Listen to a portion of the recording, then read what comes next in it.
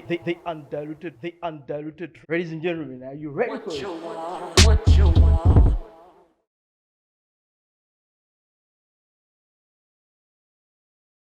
Hello, beautiful people. Welcome to yet another episode of your favorite show, the Undiluted Truth Podcast, the show where we explore stories that challenge, inspire, and connect us.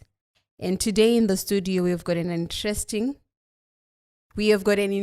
guest, and he's a filmmaker, a film producer, and I'm not going to be introducing him. He's going to introduce himself. Over to you, Mr. Filmmaker. Thank you, Gina. Thank you so much. It's actually a pleasure to be here. Welcome. It's good to have you here. We've been having some chats before, and I really feel that this is a very good opportunity for me as a filmmaker. So my name is Shaun Kundiso Monemo, and I am a film producer and a film director based here in Cape Town, South Africa. Yeah. Oh, wow. And can you give us a little background about yourself? I mean, anything that you want to share with us before we dive into the interview. The juicy parts. Okay. Yes.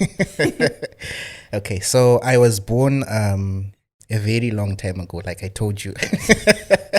A very long time ago. But there's no time frame. That is a very long time ago. It's vague, yeah, but it places a date. Like that means that you are ancient. You're like yes, okay. Yes. I am. I'm ancient. Okay. I was born a long time ago. I was born in Zimbabwe. Okay. Grew up in Zimbabwe. Went to school in Zimbabwe. Mm-hmm. I'm from Mutare. Yeah, for those that know Zimbabwe, I'm from a city called Mutare. Moriwasu. Like I told you before, Ganditi Wasu. I'm not a Wasu per se, but I do have the dialect. Okay. Yeah, I do have the dialect, okay. But I've been here for a very, very long time in Cape Town. Mm-hmm. So with language, sometimes you lose the dialect and you adopt the dialect where you're staying. Like yes, if it's Afrikaans, you and then you adopt. Try yeah, to, yeah. blend. If it's you blend in. If mm-hmm. it's Xhosa, when you're Xhosa people, you actually blend the dialect. So, mm-hmm. I'm from Mutare, born and bred, and I started my filmmaking. In fact, I started out on radio. Oh. Yeah, I started out on radio. That was in 2015. Mm-hmm. I was producing a show. I think by that time, the government was introducing, the Zimbabwean government was introducing community radio stations. Yes. Yeah. So we were lucky enough to have a community radio station in Mutare called Diamond FM. Mm-hmm. It's actually now a very big institution. It's from when it started. Okay. Yeah, so during that time you could actually submit proposals if you've got if you had a show or you had an idea. Mm-hmm. So that's where I started out. Producing and presenting it on a show called Mbanda Namo. Okay. If you understand, Shaun, I think. Yes. So it was like entrepreneurship. It was on entrepreneurship. Okay. Yeah, it was just trying to encourage and promote entrepreneurship. Mm-hmm. So we did the first season. When I say season, I mean 13 episodes. So in film and in radio, programs are clustered in seasons. So you have a first season, that's the first 13 episodes, then you get to a second season. So we did the first season of Mbanda Namo, and I had a very close and personal relationship with Leander Candiero. Okay. If you've heard of Leander Candiero. Mm-hmm. He was on 3FM, on Power FM, he was also on ZFM and yes. on Star FM. if you're ancient like me, you'd know there was a radio station called 3FM. 3FM. I am ancient, but not that ancient. Yeah, so he was the station manager for Diamond FM. Mm-hmm. Yeah, so that's how I started. That's where you started. That was my stepping stone. That's where those were your humble beginnings. Those were my humble beginnings. But then I made a transition from radio to television. Okay. Yeah. It was I wouldn't say it was a difficult transition because the way I see things in Zimbabwe is anything works. Yeah. It's different from the environment here in Cape Town. Yes. Here in Cape Town, they ask you about your qualifications. Yeah. That's what they ask you. I've been to the University of Cape Town. I've been to Stellenbosch University. That's what comes first. Okay. Yeah, but in Zimbabwe, you can easily find your way. You can navigate. So I then transitioned to television and produced a show called entrepreneur.com. Okay. Or for ZBC. That was back then in Zim. That was way back. I think that was around 2016, 2017. Wow. Yeah. So from there, we produced that. Then I left Zimbabwe.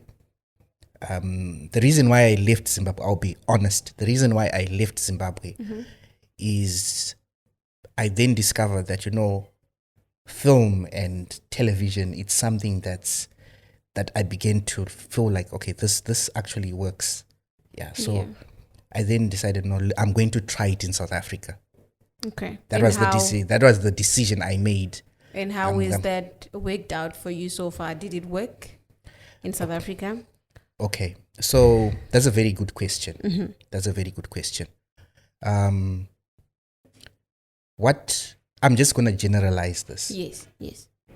What people need to know is when you're going to, when you're leaving your home country, whether you're going to Australia, whether you're going to New Zealand, whether you're going to the UK, migrating, you are leaving your home country and you want to go and start a new life elsewhere, you will always face challenges. Definitely. Most people assume that going to South Africa or going to New Zealand, once you have the ticket, it's easy your life has changed. And right now, as we speak, you have people in Zimbabwe that think that just because you've posted a video of your work, you've made it. They assume that you have. They make assumptions that you've got money in your pocket. And I was in Zimbabwe last year. Some people that have seen my content were actually, you've made it. You're now a big shot. But they don't understand that in foreign countries there are challenges. First, you don't just start by being a filmmaker and owning a camera or. And then it's all rosy. Yeah, you start by point. If you ever you go by robot and you wait there and you wait for someone to pick you up. Yes. Then you go and you work. Then you get 200 rand or 250 rand. Then you come back. Then you buy maybe a packet of Millimil, yeah. So first thing you need to understand is the survival part. Yes. You have to survive. You can't come from Zimbabwe and expect to come here to just make it. Just to make it. No, it doesn't. You try to, even if you have the chance to try to talk to maybe soccer players like Kama Billiat, try to find out his story. He'll tell you he didn't start from where he was. You have to, because I had a friend of mine, a filmmaker. Yes. Came here, tried, then said it's not working, went back to Zim. I actually talked to that person before I came here. I was like, you were in South Africa, and you know what that person told me? No, it doesn't work. That's what I was told. It doesn't work. Did he give you reasons why he say that it doesn't work? because when you're coming from Zim, you have got this idea or this mindset that I'm going to look for something in the film industry. That's where I'm going to throw around my CVs if you're going to be looking for a job. I'm telling you, that's next to zero. Your chances of success coming from Zimbabwe, whether you are an accountant, whether you are in whatever field or whatever skill that you are in, you're coming from Zimbabwe, you're crossing the border. Then you say, I'm going to be an accountant. So basically what you're saying is you must start somewhere. You must not focus on what you studied or what you have the dream. You have the dream, you have the vision. I like to call it a vision. Yes. You have the vision. But for you to sustain the vision, you have to start. Don't be afraid to start from scratch. I always say starting from scratch. If it means you're going to start from the bottom. Start from the bottom. If you're going to sleep under a bridge, you're going to sleep under a bridge. I know sleeping under a bridge is quite extreme. It's too much. It's quite extreme. For anyone, it's quite extreme. Yes. But the moral of the story is I started from scratch. Yeah. I remember I used to clean people's houses. Yes. Yeah. Just to get money. And remember, it's for you to get money to sustain yourself here. Yes. And also, family back at home. Yes. He's saying he's in South Africa. And they are also expecting something from you. They are expecting something from you. And I think you can also relate to what I'm saying. Yes, definitely. When the moment you say you are in South Africa, they don't care what's happening, what you're doing, what they expect you to. The moment you are provide. In South Africa, they expect you to send something. They expect you to. They have expectations. Yes. So when I came here to South Africa, I was shocked. I am telling you, I was shocked because I began to discover that, okay, I also had that mindset that when you cross the border, when you're in South Africa, your things are. You will start seeing the greener pastures already. Yeah. I began to see the reality of things. So what you're saying is the grass is not always greener on the other side. It is greener, but not for everyone. It's greener, but it's not for everyone. It's not for everyone. And for you, was it greener? Okay, let me just elaborate on this. Okay. I know people are going to watch this from Malawi, from Zimbabwe, wherever. I want you to know South Africa is not for everyone. Okay. This space, South Africa, is not for everyone. You can come here and spend 15 years, 20 years. And go back home. And go back home. You won't be nothing. You can not even afford to buy yourself shoes. Ooh, that's hard talk. That's the truth. But then for some, like I said, it's not for everyone. For some, it works. It does. Yeah. You asked me a question. Is it greener for me? I'll say it's blue for now. I've got blue is close to green, eh? Blue is very close to green. Okay, yeah. So I've got a little bit here who told me that you are currently working on a film. Yes. Or you've worked on a film. You just finished a film. Okay. Can you tell us a little bit more about that film and why did you choose the story? Okay. So I do have quite a number of productions that I've done here. Most recently, I have a twin brother. Oh. I do not mention that. I think we were supposed to be invited, the both of us. The person who invited us was supposed to invite the both of us, but I'm sure next time. Why didn't they come? Why did the twin brother come? Yeah. Okay. So I have a twin brother. So we work together. And so you both of you work together. Okay. Yes. So we're both in the space. Yeah. Yeah. So we have a recent production that we've done for Cape Town TV. I'm also an independent producer. Okay. Yeah. So TV and filmmaking are the same, but they're quite different.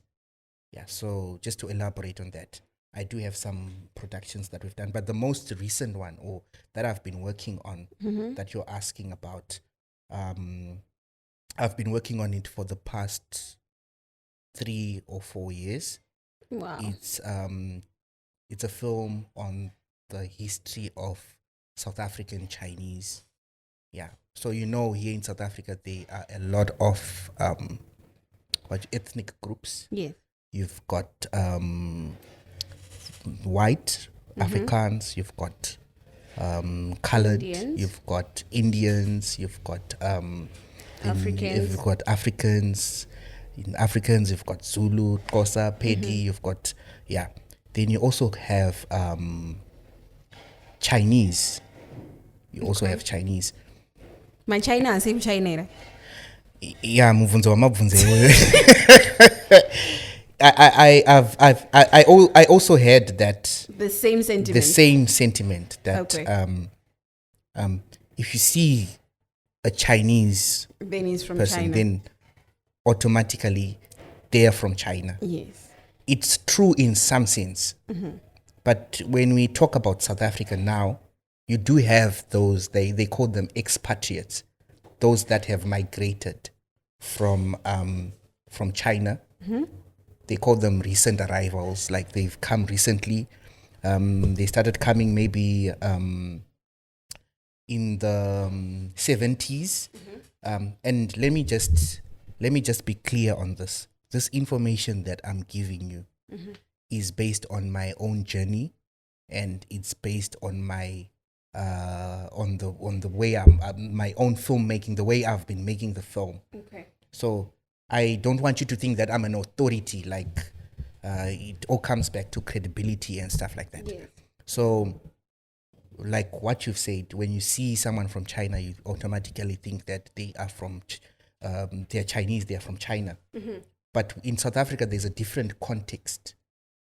You've got Chinese that have got roots from the establishment of South Africa. When South Africa was first established, you do have Chinese that have been involved, that have been here. And we are talking about a history of about 350 years, because South Africa was officially established, or Cape Town, they call it the Cape Colony. Because South Africa grew from Cape Town, from the Cape Colony. So the colony was established in 1752. That's where the history starts. So if you calculate that, that is something close to 300 to 350 years. That's quite a long time. It is. Yeah. So the film is based on that. That's the focus. But then it's taken me quite a long time to make. It's still in the process of making the film, and it's taken this long because the script has evolved, or the story has evolved. I came to a stage where I realized that no, the history of the South African Chinese is actually linked to the whole history of South Africa. Okay. And the whole history of South Africa actually influenced the history of Southern Africa. When I say Southern Africa, I'm talking about Botswana, I'm talking about Zimbabwe, I'm talking about Malawi, I'm talking about Zambia. Yeah. I will not talk about Mozambique, because Mozambique was colonized by the Portuguese. But these countries that were colonized by the British, it all starts from Cape Town. Why in Drugudaro? I'll elaborate this in Shona. History of Zimbabwe, we are taught tinodzidziswa kunzi the British South Africa Company came in 1890 and they colonized. When I mean colonized, they took over the land. And Lobegula signed the Rad concession, and if you are familiar with that history. But for me now, I actually had a curious sense that, okay, the Europeans, they didn't just start by Ngoti Ma, Vato Harare. It started somewhere. Sorry. They started from somewhere. The story starts from somewhere. So that curiosity actually led me into the research of actually trying to find out that, okay, vatinoti varungu ava vakabva kupi. So that column, that pioneer column, vanoziva Zimbabwean history, that pioneer column that came and vazoti isusu tauya taakuno taamuzimbabwe, we are taking over. It actually came from the Cape Colony. It actually came here from Cape Town. Really? Cecil John Rhodes was based here in Cape Town. If you know the history of Cecil John Rhodes, imba yake iri kunonzi kuMuizenberg.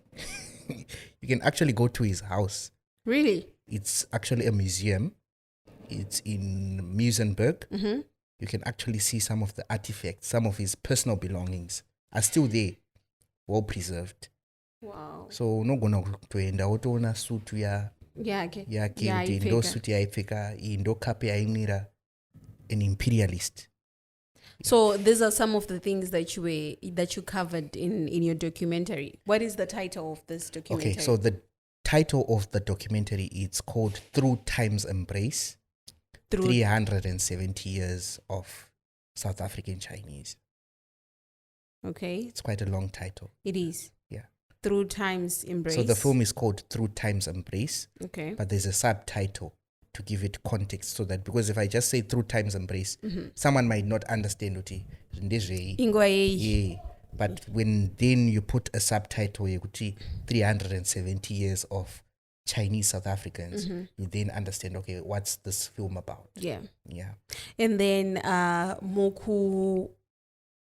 mukuita research yenyu, what are some of the surprising things that you've uncovered when you were doing this research? Okay. Yeah. That's a very, very important question. Yeah. So when the film started, when filming started, okay, let me just be clear on this. I know some people, some friends of mine, and are going to watch this podcast. I haven't worked alone on this film. I just want to thank the people that I've worked with, people that have dedicated their time. I've got they are now actually my friends, now more than family. So a lot of people have put effort into this film. This film has not been funded, but people have actually dedicated their time.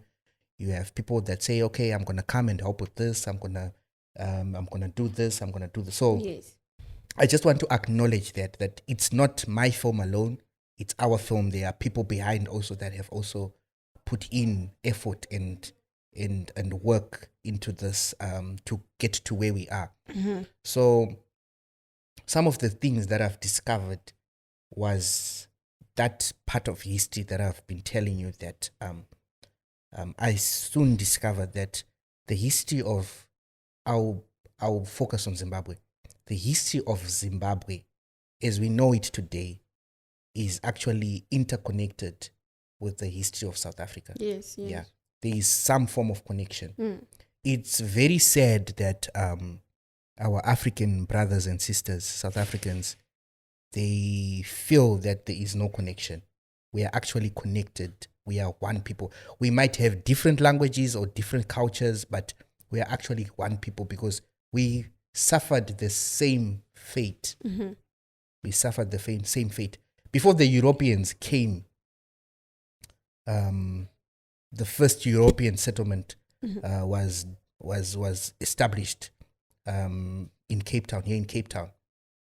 I'll just give some locations so that you have a bit of understanding. Yeah. If you know the Golden Acre Parade, the Golden Arrow, there's this big castle, this huge, that castle was actually built around that time.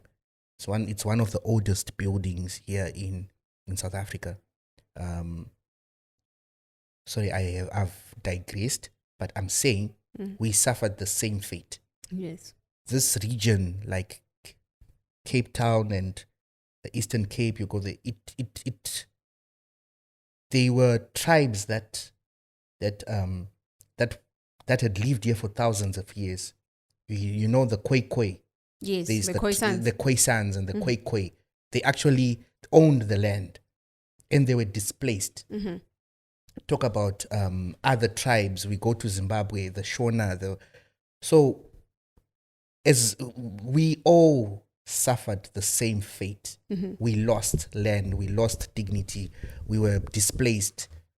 Okay. So I feel that it's not fair for me to say, let's say I'm in Zimbabwe, then I see someone from Mozambique, then I feel that that Mozambican person is not my brother or is not my sister. I feel that that is misplaced. Because we don't come from the same country. Because we don't come from the same country, or we have this feeling that we are better. I'm better. You are not better. As long as you are African, I will actually put my foot down on this. Whether I don't care what, sorry, I have to use this kind of language. Whether you're Xhosa or you're Zulu or you feel that I'm here for a reason or what, as long as you are African, you need to understand that you suffer the same fate from the European colonizers and imperialists. Okay. We suffered the same fate. Coming back to the Chinese, the Chinese came from a place called Batavia, or it was a place called Batavia. That's where they were taken from. Batavia now is Indonesia. So there was this company called the Dutch East India Company. The Dutch East India Company. So they would trade from Europe. They would go and get spices, porcelain up east. So they would pass through Cape Town. Okay. Yeah. So that's how the first Chinese arrived. They came from that place and they ended up here. Some of them as prisoners, some of them as slaves. You know, there was slavery here in Cape Town. So it's not something that you joke around and you see an African brother or an African, then you say, you feel that maybe you're better, or you need to understand the history. I had the opportunity to go and film at the slave lodge. There was a slave lodge. If you know Cape Town, there's the gardens, the company gardens. Those places are very significant. You might go to the company gardens, to that park, and you just walk around and you think there's a lot of history in that place. Right by the corner, there's a slave lodge. There's a museum called the Isjko Museum. That was a slave lodge. That was where slaves, when I say slave, I know you understand what I mean. Yes. Slave means your freedom, your rights have been taken away from you, and you're forced to work in inhuman circumstances. So that place, I had the opportunity to go and film there, and the moment you step into that space, you can actually feel there's a feeling that you feel that a lot happened in this place, in this space. People died in that place. People lost their lives. People lost their dignity. So that did not just happen. It happened to a lot of people. Like, okay, I'm just giving context. It happened to the slaves, that because the company used to bring slaves from Malaysia, whatever. It's a whole lot of history that I cannot dig deep into right now. But my point is, whether you're black, whether you're colored, we all suffered the same fate. It's up to us to understand history. If we understand it, that's one of the things that I'm hoping to achieve with this film, that people have an understanding of history. People have an understanding of what happened to us. I will not say to South Africans, to us. To us, okay. As Africans, we lost land, we were displaced, we suffered, because you need to understand that before the Europeans came and established whatever it is that we have now, we had our own civilizations. If you go to Zimbabwe, you talk about the Rosary state, you talk about the Monumtapa. If you come here to South Africa, you talk about the Zulu, you talk about, those were great kingdoms, those were great nations. Yeah. So as Africans, we need to understand that we suffered the same. So that's what I'm hoping to achieve with the film, to have people understand and maybe promote tolerance, where we tolerate each other and accept each other. Yeah. But do you think that's going to work? Considering the fact that South Africans or any other country do not hate the fact that they do not dispute the fact that we are brothers and sisters. They've got their own reasons why they say you must be in your own country doing this and we must stay with our own country and, things like that. I doubt it's the fact that we are brothers and sisters and they do understand the history. I do understand the fact that maybe they have no idea of the history. But the reason why there's so much, tension and so much hatred between South Africans and other countries, let's just say South Africans and Zimbabweans, is because of so many reasons, so many factors contribute to that. Yeah. So with your film and your own contribution to them understanding the fact that we are brothers and sisters, we are one, do you think there's hope for change? I think change takes time. Change takes time. And one thing that you need to know about the European imperialists, they scratched out history, especially, I'm not going to dig deep into it, but I feel that some parts of history were left out deliberately. Yeah. So history is important because it teaches us about the past. Yes. If we understand about the past, we know how to live in the present. Then if we know how to live in the present, we know how to shape the future. So change is a process. And I feel that for Africans in South Africa to accept each other or understand each other, it all comes down back to the colonialists, because they are the ones that introduced this kind of lifestyle that we're living, where people have to compete for resources.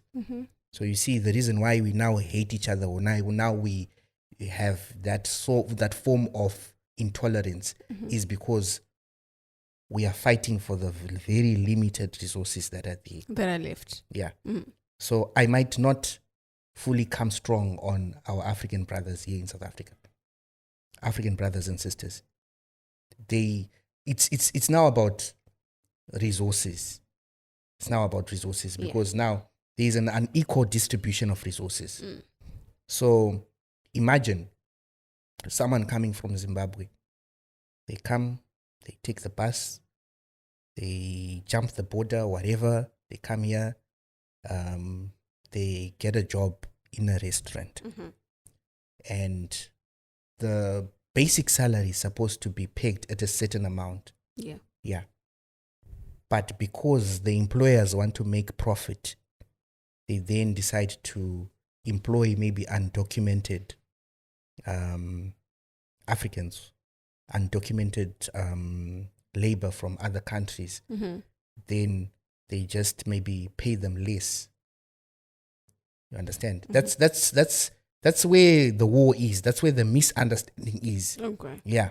It's on resources, on jobs.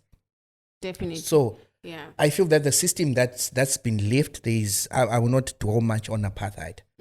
I feel that the remnants of apartheid, we still feel them today, where black people are marginalized and they have been left behind on the pie, on the cake, because most of the wealth here in South Africa is owned by white people. Okay, the bulk of the wealth. Let's go back. Sorry to interject. Let's go back to the film. I do understand that independent filmmaking comes with its own financial hurdles. Yeah. How did you manage? How do you manage? And how did you manage? How are you going to manage? And what kind of support do you also need? Okay. Firstly, I'll just say I'm broke. Okay.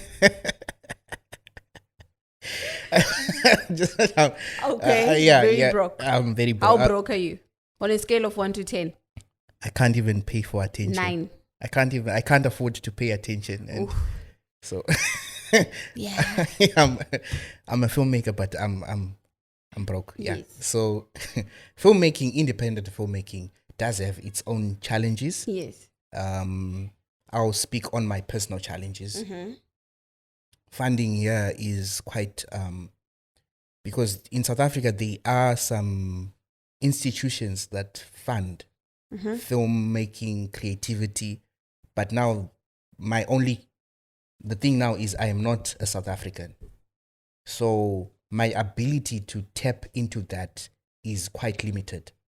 So I have tried to, over the years, I've tried to source out international funding. When I say international funding, there are funders from the Netherlands, there are funders from the US, there are funders from the UK. You do have some platforms where you can apply for funding, but it's unfortunate that this film has not received that funding. So it's been quite a tough journey. I've received donations, and some of my own personal funding has been channeled towards this film, and I have received some donations and some financial backing from the Chinese community here in South Africa, and but the bulk of the funding has been my personal funding. But you do meet people that are also in the same space that say, okay, I have a camera, let's go and film. Or you meet. So it's more about collaborations. Okay. In filmmaking, it's very important to form collaborations. You can't do it alone. And it's not always about having 100,000 budget or having 200,000 is your budget. Then you say, okay, I'm going to get this money. And you, as I said before, take small steps. Bit by bit, you start working, and you meet people that support you. Yeah. Okay. Yeah. And then the role of animation and abstract filmmaking. Okay. Yeah. Can you tell us a little bit about that? I think me and the viewers at home understand how this has helped you, in the storytelling of the documentary. Okay. So this is quite exciting for me. It's an exciting process. First, maybe I need you to understand that have you watched the movie Terminator? Yes. The first Terminator. I think so, yes. Yeah. The first... Long time ago. Yeah, long time ago. That way of filmmaking and the way people make films now, it's quite different. I think the world is evolving. There is what we call AI. So with AI now, you can actually recreate scenes. Maybe Lobengula signing the Rad concession. You can actually recreate that. So I'm very, very excited because the introduction of new technology like AI has made things cheaper to explore. Like you can actually tell a story with a minimal budget, without a lot of money, because conventional animation is very, very expensive. But with AI now, you have the opportunity to have the same process that you want, but at a bare minimum. Yeah. So abstract filmmaking now is now the storyline of, because when I started, I just started with interviews. I didn't know how big this thing was going to be. I had no idea. So I've come to a space where I'm incorporating a lot of creative concepts. Abstract filmmaking is, I'll just give an example. Maybe we are talking about this glass of water, but we're going to explain it using a flower. You're talking about a glass of water, but you're explaining about it using what? A flower. So it's it's quite exciting for me. Is I've grown as a filmmaker. Yes. When I look at myself from where I've come from, when I started producing for ZBC and where I am now, I'm hoping to break the international market, where I know my film is going to be make I know that my film is going to make and it's going to be recognized internationally. Mm-hmm. It's going to be shown in film festivals. Yes. So I feel that as a filmmaker, I've actually grown in the space. That's the spirit. Yeah. Trust me, I love your confidence. Yeah. I mean, your confidence speaks for itself. It means you trust in your work and you believe in yourself. And trust me, that's the only way you can achieve anything in life. Believe in yourself and trust in your work. Because if you don't trust your work, there's no way no one is gonna to me, and I'll trust it. Yeah. You cannot come here and say Magwinya. Yeah. You know? Yeah. And then I'll just be like, I'll taste magwinya and then don't I was chocolate. But people believe in you, yeah. Taste magwinya pamwana kuno kunakirai, you know. Do fana utanya ndichitokuza kuti magwinya ndikutengesa naka. Taste. Yeah. Moto taste magwinya, you know, and then monzo tai nyangwa asiri kunaka, but the people way follow you, yeah, people follow you and people approach, believe you. Yeah. See? Yeah. Yeah, so I really do love your confafa. So any plans for the film's premiere? And how can the audience support you? Okay, so right now we are in post-production. When I say post-production, I mean we are editing. We've collected all the footage. We've collected all the information. We've filmed on different locations. We filmed in Table Bay. We filmed in the Slave Lodge, like I said. We also filmed at the Castle of Good Hope. Those are different locations that we filmed.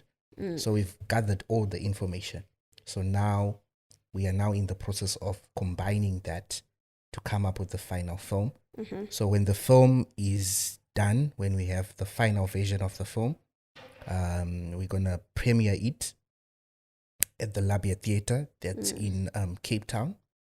We're gonna sell tickets and one other avenue that I'm also looking into is film festivals, submitting the film to film festivals and have them showcase it. Maybe if it's the Durban Mat Film Festival, or if it's the Encounters Film Festival, then if they do accept to showcase, then that will be people will have the opportunity to watch it in film festivals. Okay. Yeah. And so now, what about the why are you telling the story now? Why is the relevance of the Chinese? Because I heard you were talking about the Chinese. It means they are the relevance. Why this story is relevant? Yes, I think this story is relevant because it shows that it shows us that the history of South Africa, like I said before,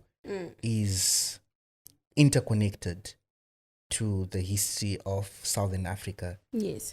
Be it Zimbabwe, be it Malawi, be it Zambia and Botswana and Namibia. The story is interconnected.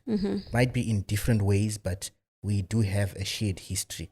So I only got to realize that during the production of this film. At first, I will be honest, at first my focus was just on the Chinese community.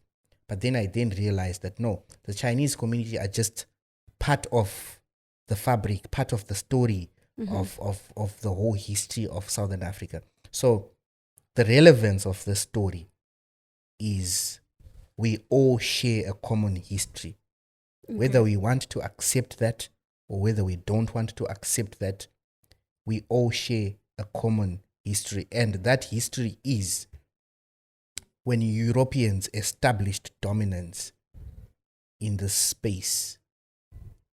That's where our history starts. Everybody, whether you are South African or Zimbabwean or that's just how it is. That's what I believe as a filmmaker, that the moment Europeans established dominance, we all shared the same fate. Yeah. Okay. And then how does why does this story matter? I mean, why now? And you telling the story, how does it change how we view the Southern African history? Yes. Yeah, that's a very, very important question. At first I had challenges with people asking me that you are an African. Why are you telling the story? Why are you telling the story? Why are you talking about I also wanted to yeah. ask you, were you paid by Chinese people? People have asked me that question numerous times. They ask, what gives me the right to tell the story? No. Why am I telling the story? People sometimes. But the reason why I'm telling the story, I'll tell you, is that fact that I feel connected to this story. Okay. As a Zimbabwean, I feel connected to this story because now I understand where Cecil Rhodes came from. Yeah. I now understand what was the rat concession and what was happening. I now understand that system called apartheid. If you do understand, if you know about apartheid, that system called that segregation, it was brought to Zimbabwe. Where did it come from? Segregation, you've got black people there, white people there. Do you know, if you understand Zimbabwean history, you understand, they created what they called reserves, maruzeva. Tichenda kuruzeva kumusha, we think we are going to. They created those reserves, varungu. Oh, maruzeva, they were called reserves. Oh, wow. Angarima reserves. And what they actually did was in 1930, or I'm stand to be corrected with the year, they created what was called the Land Apportionment Act. Okay. The Land Apportionment Act in Zimbabwe. The Land Apportionment Act in Zimbabwe meant they were dividing the land, taking arable land for themselves and pushing Africans into reservations. Anonzi maruzeva. Imi munoendeswa kune matombo, kusingarimike, kusina mvura. That's where you are taken. Monze dai munogara ikoko. Iwo they peg wotora kwavanoti kunorima, the arable land. They took the arable land. You come here to South Africa. They had similar laws. Yeah. They had similar laws. They had this law. I stand to be corrected with the name of the law. But that law segregated where people stayed. That's why you see kune nzvimbo dzemakarad munomu. Kune nzvimbo there is townships, locations. There is it was called the Land Areas Act here in South Africa. It was similar to the Land Apportionment Act in Zimbabwe. So apartheid was not just in South Africa. Apartheid was in Zimbabwe. Apartheid was in Malawi. It was everywhere. It was everywhere. It was a system that was created where segregation is based on the color of your skin. But vanhu vakaita apartheid vachiri vapenyu here timbovabata tivarovi. Apartheid yakatotanga. That is one of the focus. Because I feel like these days we have got rights. Yes. So tikavabata tikavarova togona. Apartheid ichitoriko. Is it? It's still there. No, but now hakusina nzvimbo dzinonzi ndedzevarungu chete. Now we go everywhere, isn't it? Segregation yapanyaya yemari. Okay. Do you have money? Yeah. Iwo mwana wako kana uchida kuti adzidze muno pachikoro chakanaka, you must have money. Kana uchida kugara kunodhura, you must have money. There is no equal distribution of resources. Even if you go to Zimbabwe, apartheid itoriko. Now as we speak, there is apartheid in Zimbabwe. Segregation. So apartheid simply means separation. Saka zvinopedzwa sei izvi? This separation will never end. Right? Unfortunately. I Separation feel so. where someone feels that they are better than the other. It will never end. But now even vanhu vatema tinongofila unge ndokonongofila unge ndiri better than you. Exactly. Nenyaya yekuti pamwe dressing yenyu ndotoona kuti kepi yake ndiye mupepu. Inini hembe yandakapfeka inini ndiye Mr. Price. Saka ukati Mr. Price nepepu, obviously, I'm doing way better than him. Okay, I want you to understand one time Namik and ndakaona munhu South Africa. Amongst Africans. When I say Africans, I mean munhu wese ane ganda reblack. Kunotanga ma South Africans. Those that are born, bred here. Vanotozviti tiri pa level repamusoro. Then kozoya vanoti ma foreigners. Kozoya vanoti ma foreigners. Ma foreigners tisu wauyi. Wakabva kuMalawi, wakabva kuMozambique, wakabva kuZimbabwe, for whatever reason yawakabvira ikoko. Separation, that separation yekuti separation, it means unequal. Hatina kufanana. We are not equal. Still, isusu pa Africans papapo tinozva tinozoitirana isusu kuti inini wekuZimbabwe ndiri nani pane munhu wekuMozambique. Equality ikako kuzviona kunga uri nani, called separation. Katorika apartheid kakoko, katorika natural phenomenon kanokutoitika kuti munhu unotongofila kuti inini ndiri better someone else. Makarade muno anoti inini ndiri nani pane vanhu vatema. Varungu wotiwo inini ndiri nani pane makarade. They might not tell you that in your face. They will not tell you that in your face. But it's there. You can feel it. Unotozvinzwa uchitofamba so. Unogona kutukwa a racial slay. And then going back, sorry to interject again. Going back to film, what are some of what is just one biggest challenge yamagafesana nayo, and how did you overcome this challenge? How did you tackle this challenge? Okay. Biggest challenge ndakafesa hii challenge mari. I know. I know, because doing something like this, doing something as big as this, requires you to be financially. Yeah. So my biggest challenge and my biggest hurdle has always been funding. It has always been finances. But I just want to give you a piece of advice. Pani anonzi my equations kumets. Ekuti 1 + 1 is equals to 2. Iwo tango wasolve 1 + 1. 2 - 1 is equals to 1 also. Saka paunozoti equals to mari. Saka isusu tinoda kutangira pa answer. We want to start on the answer kuti ndoda kutanga ndawana mari kuti ndite something. But the honest truth is money has never been something that has put me back. It's never been about money. Even if this film is done, I don't look at the financial rewards. I've never looked at the financial rewards. If you'll be film, you'll be disappointed. Because firi mari na mari. Okay.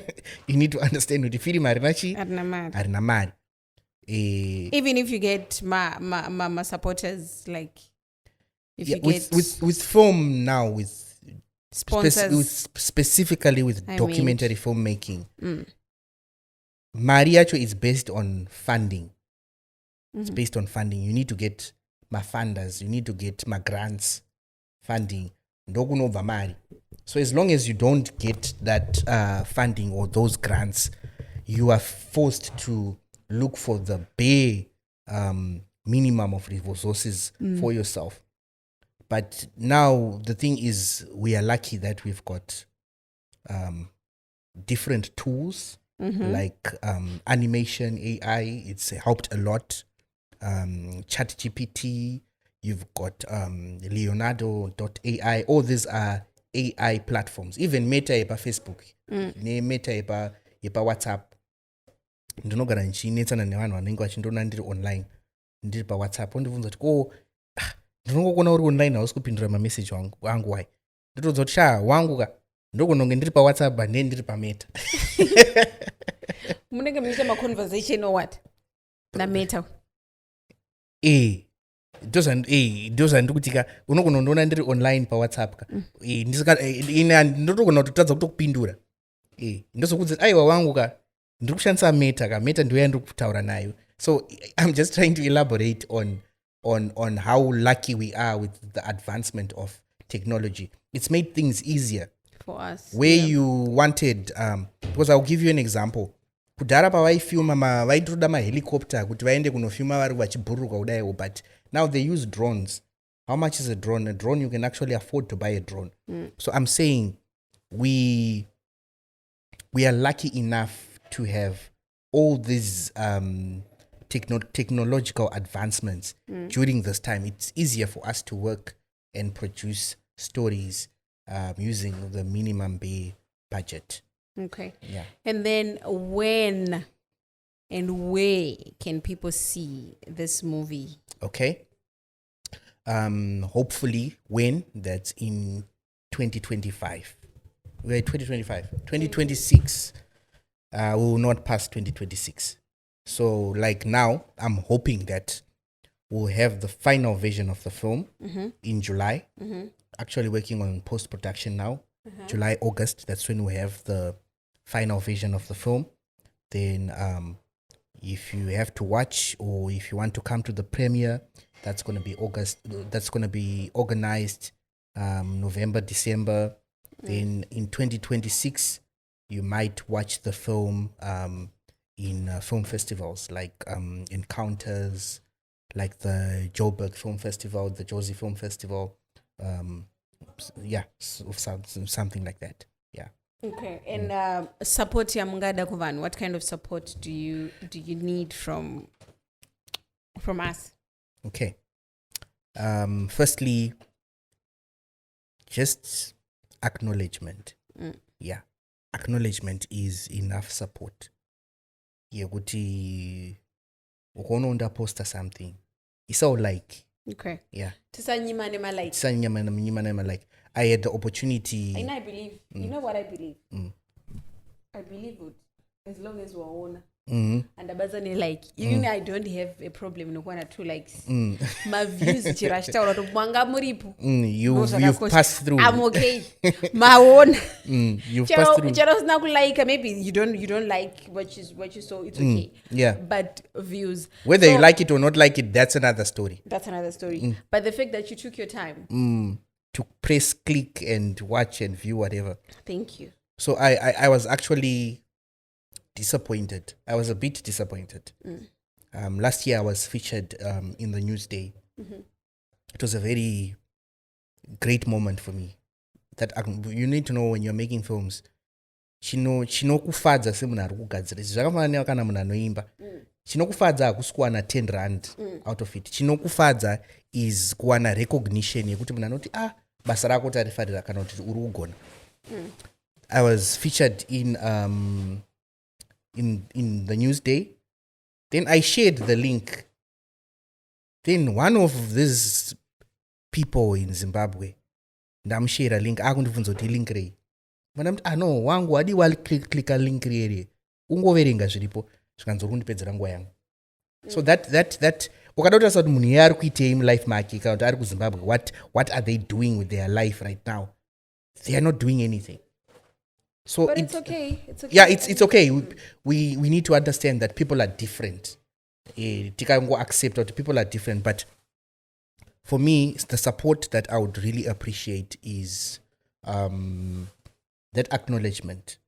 If you can support financially, well, I would really appreciate that.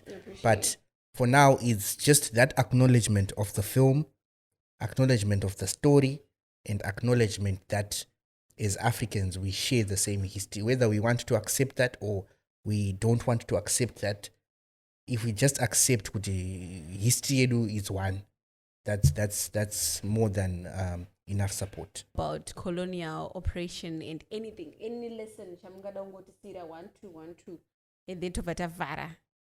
Any lesson, just chero mbichana mongoti tika 1212, tovataipetra ipap. Okay. So I think this is what I think about colonialism. I think it was and it is evil. It's one of the most evil things that humankind that we can do to each other. Oppression, kujanyirirana.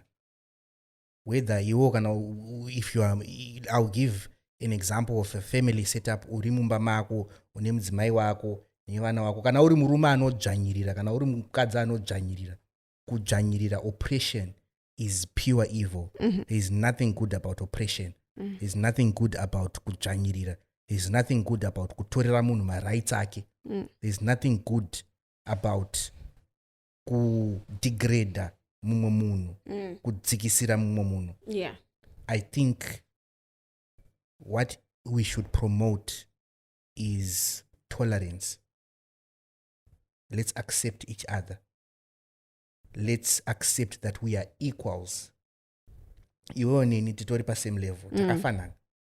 The moment I try ndauda kukuzona unga ndiri nani kudarika iwewe, zvatoshata. Zvaip. The moment yandakuda, because pakuzona unga ndiri nani pauri iwewe ka, ndauda kutokutorera marights ako, ndauda kutokutorera, because ndauda kutokutorera humanity yako. Yeah. So let's accept each other. Let's tolerate each other. Let's just accept that we are human. Tokundwa nemhuka here. Muka hadzifunge. We know that animals, we cannot be beaten by animals. Yeah. Animals sometimes, I know, but we are humans. So let's accept each other. Let's tolerate each other. Let's love each other. Yeah. Ladies and gentlemen, Nasinda Farah. This is our first Zimbabwean guest, and it felt so good kutaura Shona, you know. Kungobwereketa ngeshona. Thank you for coming, and thank you for all the lessons, Zamatipa, and hopefully in 2026 we'll be waiting for your film, and we wish you all the best. Thank you so much. Thank you.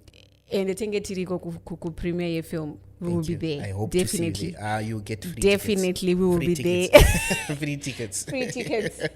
We'll be there. Yeah. So that's it from us today. See you again next time. This is me, Gina, signing out. Bye.